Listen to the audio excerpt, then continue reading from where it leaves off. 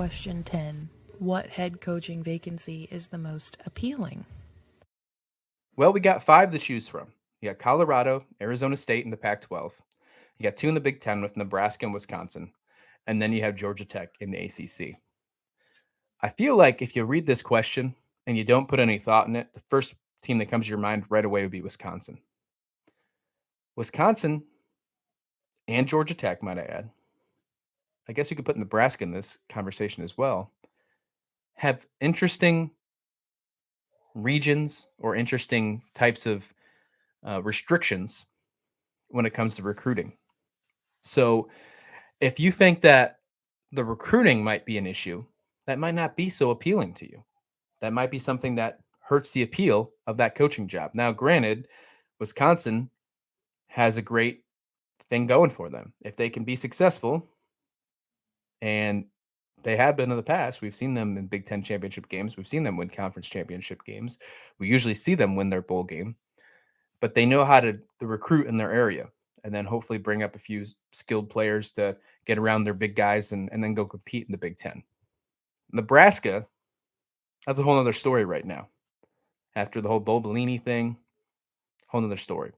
Georgia Tech has some issues with academic requirements that makes it tough for them to recruit some of those top players in the pipeline that UGA or Georgia Southern or Alabama or Florida can go ahead and recruit.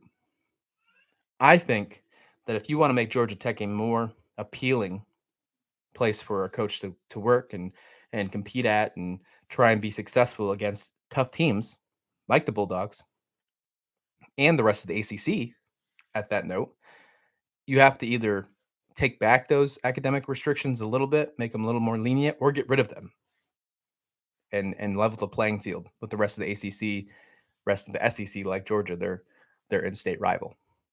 You look out west, you have Arizona State and Colorado. I think those teams are appealing if you are a culture-changing coach. If you are if you know that that's just something that just has to happen. You know, I think of like a Bronco Mendenhall from University of Virginia, what he did in Virginia.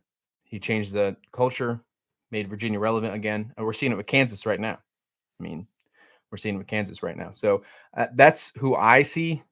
Those kind of, if I had to pick an appealing team, though, I think I would circle back and say Wisconsin because of the success that they've had in the past. It's that alone helps your recruiting, just knowing that that's a possibility. Boosters are higher. You're in a really good conference in the Big Ten. It's only going to get better or should get better with the addition of UCLA and USC.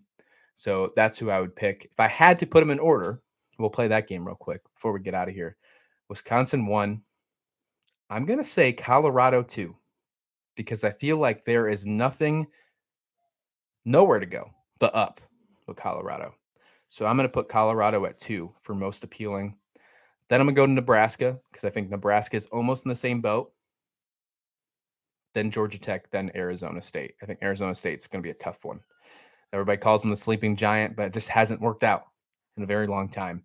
And with some allegations happening, how they handled Herm Edwards, I think that's going to not only hurt recruiting, but it's going to hurt bringing in a coach because they might not like how that was handled. So I think Arizona State's going to have the hardest time so far out of these 5 college teams.